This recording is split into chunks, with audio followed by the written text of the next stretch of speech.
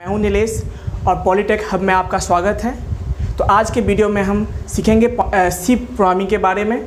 इसमें हम सीखेंगे कि सी के कौन कौन से वर्जन आए और कब आए और किनके द्वारा ये डेवलप किया गया। ये तीनों चीज़ हम सीखेंगे क्योंकि अब से जो हमारा जो है स्पेशली सी प्रोग्रामिंग स्टार्ट हो गया, यानी इंट्रोडक्शन टू सी स्टार्ट हो गया। लेकिन इससे पहले हम लोगों ने क्या क्या देखा था, मैं थोड़ा सा ओवरव्यू कर देता हूँ उसके बारे में। मैंने फर्स्ट वीडियो लेक्चर में क्या देखा था हम लोगों ने कि ऑरिजिन ऑफ सी, मतलब सी का इवोल्यूशन कैसे कैसे हुआ, यानी प्रोग्रामिंग लैंग्वेज का इवोल्यूशन कैसे हुआ।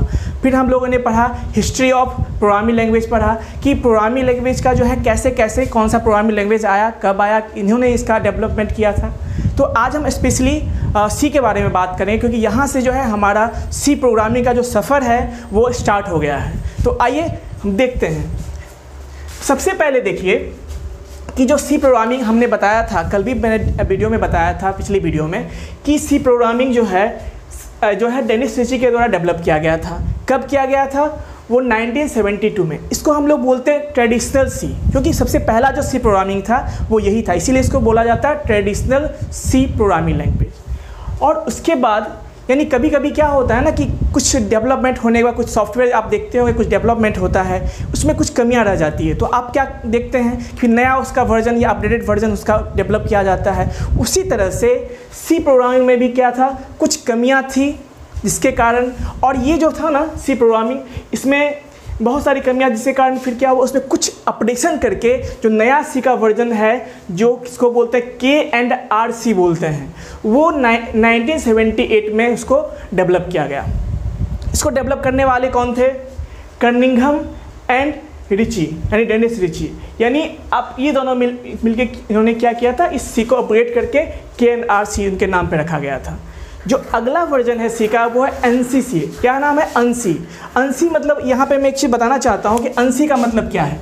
अंसी का मतलब है, ये फुल फॉर्म एक ऑर्गेनाइजेशन है जो कि अमेरिका का ऑर्गेनाइजेशन है। तो इसमें हम देखते हैं क्या इसका फुल फॉर्म है। ये अमेरिकन नेशनल स्टैंडर्ड इंस्टीट्यूट, इसका क्या नाम है फुल फॉर्म? इसका नाम है अमेरिकन नेशनल स्टैंडर्ड इंस्टीट्यूट। यानी एक ऑर्गेनाइजेशन है, यानी कमिटी है। तो इनके द्वारा जो है ट्रेडिशनल सी या जो सी अपडेटेड सी जो था उसको एक स्टैंडर्डाइजेशन किया गया, क्योंकि सी जब डेवलप हुआ था ना तो डिफरेंट कंट्री अपने डिफरेंट तरीके से यूज़ कर रहे थे। वहाँ पे सब अपने तरीके से क्या कर रहे थे, वहाँ पे अपडेशन कर रहे थे, जिसके कारण क्या प्रॉब्लम हुआ कि जो डेवलपर थे, जो मतलब सॉफ्टवेयर बनाने वाले डेवलपर थे, जो प्रोग्राम लिखने वाले डेवलपर थे, उनको प्रॉब्लम होती थी। तो इस प्रॉब्लम को बंद करने के लिए, शॉर्टकमिंग्स को दूर करने के लिए जो अंसी है, यानी अमेरिकन नेशनल स्टैंडर्ड इंस्टीट्यूट जो है, वो क्या किया, इसको स्टैंडर्डाइजेशन करने के लिए एक टीम गठित किया। उस टीम में क्या किया कि वो उस टीम में इसका एक स्टैंडर्डाइजेशन कर दिया गया, जो कि 1989 में हुआ था। कब हुआ था? 1989 में। और किनके द्वारा हुआ था? ये अंसी कमेटी के द्वारा हुआ था। यानी यहाँ से जो है जो सी हम पढ़ते हैं वो स्टैंडर्ड सी पढ़ते हैं। क्या पढ़ते हैं? स्टैंडर्ड सी। और ये जो है पूरे ऑल ओवर वर्ल्ड में जो है सबके लिए कॉमन कर दिया, स्टैंडर्ड कर दिया गया। अगला जो वर्जन है वो है अंसी ISO-C। अब इसका क्या नाम है देखिए, ये जो अंसी ISO भी एक ऑर्गेनाइजेशन है, जिसके कारण क्या किया, अंसी सी में जो है कुछ और अपडेशन करके उसको अंसी के द्वारा तो पहले अप्रूव कर दिया गया था, फिर जो है ISO है ना, ISO भी क्या किया, उसको अप्रूव किया। यानी दोनों मिलके फिर उसका नाम पड़ गया अंसी ISO-C, मतलब जिसका कि डेवलपमेंट 1990 में हुआ। इसको ये जो हुआ डेवलपमेंट, इसको बोलते हैं ISO कमिटी बोलते हैं। क्या बोलते हैं? जिसके द्वारा हुआ ISO कमिटी। ध्यान रखना है कब हुआ था? 1990 में। तो सबसे जो है उसके बाद जो अगला हम लोग पढ़ते हैं C99। क्या पढ़ते हैं? अगला जो वर्जन है वो क्या है? C99। ये क्या है? ये उसी में थोड़ा सा अपग्रेड करके, यानी कुछ फीचर्स जो है दूसरे प्रोग्रामिंग लैंग्वेज का ऐड करके उसको फिर से जो रिलीज़ किया गया वो है कब? 1990 में। और इसको हम लोग बोलते हैं 1999 ये। और ये जो है किसके द्वारा हुआ था? स्टैंडर्डाइजेशन कमेटी के द्वारा हुआ था। किसके द्वारा हुआ था? स्टैंडर्डाइजेशन कमेटी के द्वारा हुआ था। कब हुआ था? 1999 में हुआ था। चूँकि ये सी प्रोग्रामिंग है इसीलिए इसका नाम दे दिया गया C99, क्योंकि ये जो 99 ईयर को डिनोट करता है। तो ये तो था हमारा वर्जन्स ऑफ सी लैंग्वेज, यानी जो सी के वर्जन्स हैं, वेरिएंट हैं, उसके बारे में। तो अब हम सीखेंगे इंट्रोडक्शन टू सी। क्या सीखेंगे? इंट्रोडक्शन टू सी, जिसमें हम सीखेंगे एडवांटेजेस एवं डिसएडवांटेजेस ऑफ सी लैंग्वेज पढ़ेंगे। तो आइए देखते हैं इंट्रोडक्शन टू सी लैंग्वेज। जो सबसे पहला और जो इम्पोर्टेंट है कि जो मैंने पहले भी डिस्कस किया था कि C language was developed by Dennis Ritchie in 1972 at best lab USA। यानी ये जो डेवलप किया गया था 1972 में किया गया था, और किनके द्वारा किया गया था? ये डेनिस रिची के द्वारा किया गया था। और कहाँ किया गया था? बेल्स लैब USA में किया गया था। ये बेल्स लेबोरेटरी है जो कि USA में है, वहाँ पे किया गया था। तो अगला जो पॉइंट है वो है supports built in data type such as int, char, float, double. यानी इससे पहले जो भी प्रोग्रामिंग लैंग्वेज मैंने डिस्कस किया था, जैसे B हो गया, BCPL हो गया, इस सब में मैंने डिस्कस किया था कि इसमें बहुत सारे डेटा टाइप नहीं थे, मतलब किसी में एक, किसी में वो भी नहीं था। इससे कारण मैंने डिस्कस किया था कि अब किस डाटा को कितना मेमोरी चाहिए, किस डाटा को कहाँ स्टोर करना है, उसके लिए किस टाइप का ये वेरिएबल चाहिए, ये सब उसमें प्रॉब्लम था। तो ये चीज़ जो है आपको कहाँ पर इंट्रोड्यूस किया गया पहली बार? ये सब पहली बार जो है सी प्रोग्रामिंग में इंट्रोड्यूस किया गया। इसीलिए कहते हैं कि supports built in data type such as int, char, float, double. बस ये इसका हम प्रॉपर डिस्कशन अगले अपकमिंग वीडियो में करेंगे, क्योंकि ये इंपॉर्टेंट टॉपिक है। तो यहाँ के लिए बस इंट्रोडक्शन पार्ट है, तो बस इतना ही हम अभी रखते हैं।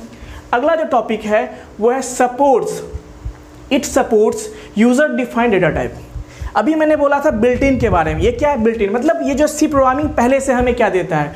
इन टाइप का डेटा टाइप देता है, कैर देता है, फ्लोट है, जो पहले से डिफाइन किया गया है, हमें बस यूज़ करना है। लेकिन इसमें एक और भी फैसिलिटी है कि इस इनबिल्ट डेटा टाइप का यूज़ करके हम अपने हिसाब से भी क्या कर सकते हैं? डेटा टाइप को क्रिएट कर सकते हैं, जैसे एरे हो गया, पॉइंटर हो गया, स्ट्रक्चर हो गया, यूनियन हो गया। तो इसीलिए इसको बोलते हैं कि C supports user defined data type, यानी ऐसा डेटा टाइप जो यूज़र अपने हिसाब से क्या कर सकता है, उसको डिफाइन करता है, जैसे एरे, स्ट्रक्चर, यूनियन, पॉइंटर। तो अगला पॉइंट देखते हैं, C is a structured programming language. इसका मतलब क्या है? स्ट्रक्चर्ड का मतलब क्या है?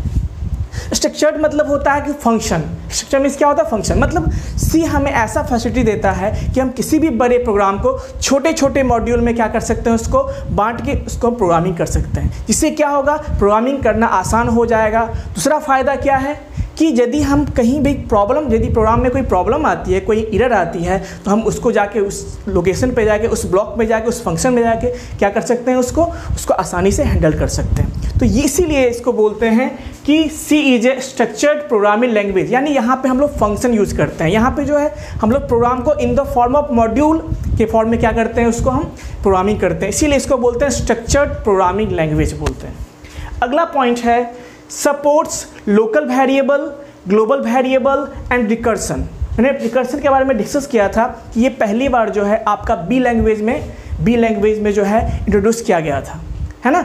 लेकिन ये जो लोकल वेरिएबल, ग्लोबल वेरिएबल, ये क्या है? लोकल वेरिएबल ऐसा है जो किसी पार्टिकुलर फंक्शन के अंदर हम डिफाइन करते हैं। ऐसा वेरिएबल जो किसी पार्टिकुलर फंक्शन के अंदर ही काम करता है, उसको बोलते हैं लोकल वेरिएबल। और कुछ ऐसा वेरिएबल है जो उस थ्रू आउट द प्रोग्राम, मतलब उस पूरे प्रोग्राम में काम कर सकता है, एक्सेस कर सकते हैं उसको कहीं भी उस पूरे प्रोग्राम में, उसको हम लोग बोलते हैं ग्लोबल वेरिएबल। तो ये जो पहली बार जो कंसेप्ट है वो आया था कहाँ पे? ये सी प्रोग्रामिंग के अंदर आया था। तो हम अगला पॉइंट देखते हैं। ये एक्सट्रीमली, हाँ, सबसे एक चीज़ देखिए कि सी प्रोग्रामिंग का जो सबसे इम्पोर्टेंट पार्ट है, यानी सबसे इम्पोर्टेंट चीज़ क्या था कि ये जो अभी तक जितने भी प्रोग्रामिंग लैंग्वेज आप नाम सुने होंगे या सुनेंगे फ्यूचर में, सबसे ज़्यादा फास्ट यही है। कौन है? C programming. इसी कारण से जो है आप देखे होंगे जैसे कि जावा हो गया, पाइथन, जितने भी नए लैंग्वेजेस हैं, पाइथन हो गया, जावा हो गया, C++ हो गया, जितने भी हैं, तो उसके जो कंपाइलर होते हैं, कंपाइलर मैंने प्रीवियस लेक्चर में डिस्कस किया है कंपाइलर क्या होता है। तो उसके जो कंपाइलर होते हैं वो सी से ही बनाए जाते हैं, सी लैंग्वेज के यूज से ही बनाए जाते हैं। क्यों? क्योंकि सी लैंग्वेज जो है फास्ट है, और सिंपल सी बात है, कंपाइलेशन जिसका जितना ज़्यादा फास्ट होगा वो प्रोग्रामिंग लैंग्वेज उतना फास्ट होगा। तो इसी पर्पज़ से जो है सी हमारा जो है ज़्यादा, मतलब ये फेमस हो गया। अपने टाइम का ये सबसे ज़्यादा फेमस लैंग्वेज था। अभी भी जो है C programming language top 3 programming language में हमेशा रहता है, क्योंकि इसका यूज़ अभी भी जो है उतना ही हो रहा है जितना पहले होता था। और अभी भी जितने भी प्रोग्रामिंग लैंग्वेज जैसे जावा हो गए, पाइथन है, उनको ये टक्कर देता है, क्योंकि ये टॉप 3 में हमेशा आता है। तो ये सब चीज़ पॉइंट थे जो मैंने डिस्कस किया सी प्रोग्रामिंग के बारे में। लेकिन कुछ और पॉइंट्स हैं जो मैं डिस्कस करना चाहता हूँ कि सी प्रोग्रामिंग जो है, मैंने बताया था कि एक हाई लेवल प्रोग्रामिंग लैंग्वेज है। और एक चीज़ कि ये कुछ फीचर्स जो है मशीन लेवल का भी रखता है। क्या रखता है? मशीन लेवल का भी कुछ फीचर्स को ये रखता है। इसलिए इसको कभी कभी हम क्या कहते हैं? Middle level language. क्या बोलते हैं? Middle level language. ये भी नोट कर लीजिए। इसको कभी कभी हम क्या बोलते हैं? मिडिल लेवल लैंग्वेज बोलते हैं। मिडिल लेवल लैंग्वेज बोलते हैं। क्यों बोलते हैं? क्योंकि इसके पास ये यानी ये तो सी प्रोग्रामिंग तो ये जो है हाई लेवल लैंग्वेज है ही, मैंने डिस्कस भी किया है। लेकिन ये कुछ फीचर्स रखता है कि इसका मशीन लेवल लैंग्वेज का भी रखता है, यानी high level as well as machine level language. इसीलिए इसको हम कहते हैं, क्योंकि दोनों का मिक्सअप है, इसलिए इसको हम कभी कभी क्या कहते हैं? मिडिल लेवल लैंग्वेज कहते हैं। क्या कहते हैं? Middle level language. तो ये सब तो था इम्पोर्टेंस इसका, यानी क्यों हम सी प्रोग्रामिंग पढ़ते हैं, है ना। अब हम डिस्कस करने वाले हैं इसके कुछ लिमिटेशंस के बारे में, कुछ डिसएडवांटेजेस के बारे में। तो आइए देखते हैं।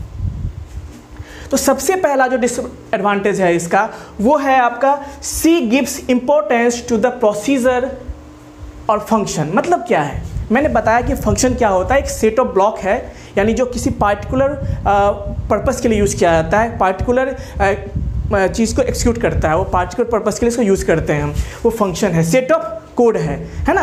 तो ये जो है ज़्यादा इंपॉर्टेंस किसको देता है? फंक्शन को देता है ना कि, और ये इंपॉर्टेंस किसको नहीं देता है? ये डेटा को नहीं है। डेटा जो हम यूज़ करते हैं, उसमें वेरिएबल यूज़ करते हैं, उसको इंपॉर्टेंस नहीं देता है। ये इंपॉर्टेंस किसको देता है?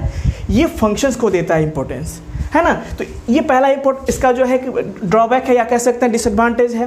जो दूसरा है वो है C does not provide data security. मैंने पहले ही बोला कि ये केवल फंक्शन पे फोकस करता है, यानी ये डेटा सिक्योरिटी मतलब डेटा को सिक्योर कैसे रखें हम, इसके बारे में सी प्रोग्रामिंग में ये कोई टेक्निक नहीं है, कोई मेथड नहीं है। तो इसलिए ये इसका एक डिसएडवांटेज माना जाता है। और अगला जो है, it does not support inheritance, polymorphism, exception handling and encapsulation. क्योंकि आप जानते हैं, मैंने डिस्कस भी कुछ देर पहले किया था कि सी प्रोग्रामिंग अभी भी जो है टॉप 3 प्रोग्रामिंग लैंग्वेज में आता है, अभी भी टॉप 3 प्रोग्रामिंग लैंग्वेज में। क्योंकि इसलिए भी है, जितने भी प्रोग्रामिंग लैंग्वेज अभी भी, जैसे जावा हो गया, पाइथन हो गया, उसके जो कंपाइलर्स हैं, कंपाइलर जितने भी हैं, सब किस में कोडिंग किए गए हैं? वो सी प्रोग्रामिंग लैंग्वेज में ही कोडिंग किए गए हैं। इवन अभी तक जितना भी, अभी आपने देखा था इस लॉकडाउन में क्या प्रॉब्लम हुआ था कि मेडिकल डिवाइसेस का जो डिमांड बढ़ गया था। क्या हुआ था? मेडिकल डिवाइसेस का जो डिमांड है वो बहुत ज़्यादा बढ़ गया था। तो आपको बता देता हूँ मैं कि मेडिकल डिवाइस में जो ड्राइवर्स यूज होते हैं, उसके जो सॉफ्टवेयर जो बनते हैं, वो सी प्रोग्रामिंग से ही बनते हैं। तो इसलिए भी जो है इसका डिमांड मेडिकल की दुनिया में भी इसका डिमांड बहुत ज़्यादा है। यानी देखा जाए जितने भी ड्राइवर्स मैक्सिमम आप देखते हैं, ड्राइवर देखिए, जितने भी कंपाइलर्स आप देखते हैं, मैक्सिमम कंपाइलर को क्या किया जाता है? इसी में जो है कोडिंग किया जाता है। तो ये सब चीज़ थे जो कि मैंने बताया कि इनहेरिटेंस, पॉलीमॉर्फिज्म, एक्सेप्शन हैंडलिंग, ये सब क्या है? ये सब जो है ना ऑब्जेक्ट ओरिएंटेड प्रोग्रामिंग लैंग्वेज आप आगे पढ़ेंगे, उसका ये फीचर्स है। मतलब इतना इम्प्रूवमेंट होने के बाद भी ये फीचर्स को अभी तक इसमें ऐड नहीं किया गया है, जिसके कारण ये ऑब्जेक्ट ओरिएंटेड लैंग्वेज नहीं बोला जाता है इसको। तो मतलब ये कि इतने चीज़ होने के बाद भी अभी भी कम से कम ऐड हो जाना चाहिए, लेकिन ऐड नहीं है। जो फीचर्स कौन देता है? ये फीचर्स आपको C++ देगा, जावा देगा, पाइथन देगा, लेकिन ये सी नहीं देता है। तो ये भी एक उसका डिसएडवांटेज है, जो इसके कारण थोड़ा सा अभी ये प्रोग्रामिंग लैंग्वेज लैग करता है। तो ये सब हमारे थे advantages as well as disadvantages. लेकिन इस वीडियो को एंड करने से पहले मैं एक बहुत ही इंपॉर्टेंट क्वेश्चन का आपको आंसर बता देता हूं, क्योंकि अक्सर डिप्लोमा में क्वेश्चन पूछे जाते हैं और इतना बच्चों को कन्फ्यूजन होता है कि मैक्सिमम बच्चे तो गलत आंसर देके चले आते हैं। तो इस क्वेश्चन को, इस टॉपिक को अच्छे से सुनिएगा कि मैं क्या कह रहा हूँ। ये आपके एग्जामिनेशन पॉइंट ऑफ व्यू से बहुत ज़्यादा इंपॉर्टेंट है, क्योंकि अक्सर आप देखेंगे एग्जामिनेशन में क्वेश्चन आता है, ऑब्जेक्टिव टाइप क्वेश्चन आता है कि व्हाट इज सी। उसमें ऑप्शंस होते हैं आपको, high level language, middle level language, low level language, machine level language, इस तरह के ऑप्शंस होते हैं उसमें। तो अब क्या है, बच्चे कंफ्यूज हो जाते हैं। मैंने अभी क्या बताया, मिडिल लेवल लैंग्वेज बोला। अब बच्चे कंफ्यूज क्या हो जाएंगे, सर ये तो मिडिल लेवल लैंग्वेज है। अब वो क्या करेंगे, वो जो है मिडिल लेवल लैंग्वेज टिक लगा के आ जाएंगे। लेकिन ये तभी वही करेंगे जो वीडियो कंटिन्यूस नहीं देख रहे हैं। जो वीडियो शुरू से देख रहे हैं वो जो है इसको गलती नहीं करेंगे। लेकिन फिर भी मैं बता देता हूँ कि यदि आपके क्वेश्चन में ऑप्शंस दिया हुआ है ये कि high level language, middle level language, low level language और भी कुछ ऑप्शन दिया है, या नन ऑफ दीज कुछ भी दिया है, तो हमेशा आपको जो प्रायोरिटी देना है सबसे ज़्यादा वो देना है हाई लेवल लैंग्वेज को। मतलब सिंपल सी बात, सी क्या है, हाई लेवल लैंग्वेज है। और चूंकि ये कुछ फीचर्स को रखता है, किसका, लो लैंग्वेज के कुछ फीचर्स को रखता है, पूरे फीचर्स को नहीं रखता है, कुछ फीचर्स को रखता है, इसीलिए कभी कभी बोलते हैं उसको मिडिल लेवल लैंग्वेज। लेकिन रियल में ये क्या है, हाई लेवल लैंग्वेज है। और यदि क्वेश्चन में यदि हाई लेवल लैंग्वेज ऑप्शन में नहीं हो तब आपको मिडिल लेवल लैंग्वेज यूज़ करना है। क्या यूज़ करना है, मिडिल लेवल लैंग्वेज। ये क्वेश्चन अक्सर डिप्लोमा में पूछा ही जाता है, तो इसलिए आप इसको कंसस होके जब भी ये क्वेश्चन आए तो अच्छे से आंसर देना है। तो अगले वीडियो में हम जो पढ़ने वाले हैं वो क्या पढ़ने वाले हैं, अगले वीडियो में जो है अब हम प्रॉपर जो है सी प्रोग्रामिंग के बारे में पढ़ेंगे, यानी कैसे प्रोग्रामिंग स्टार्ट करेंगे, प्रोग्रामिंग स्टार्ट करने के लिए हमें क्या क्या चाहिए, है ना, इस सब के बारे में पढ़ेंगे हम लोग। यानी कंपोनेंट ऑफ सी प्रोग्रामिंग ऐसे कर सकते हैं, उसके बारे में पढ़ेंगे। और अभी तक मैंने जितना भी डिस्कस किया है, जितने भी वीडियोज़ में मैंने जो भी डिस्कस किया है, यदि आपको किसी वीडियो में कोई भी चीज़ का यदि किसी भी टॉपिक में डाउट हो तो आप कमेंट बॉक्स में ज़रूर लिखें और उसका मैं ज़रूर आंसर दूंगा। तो अगले वीडियो में हम पढ़ेंगे, मैंने बताया भी था कि हम सी के बारे में, सी प्रोग्रामिंग को स्टार्ट करने वाले हैं, उसके बारे में पढ़ेंगे। तो तब तक के लिए धन्यवाद।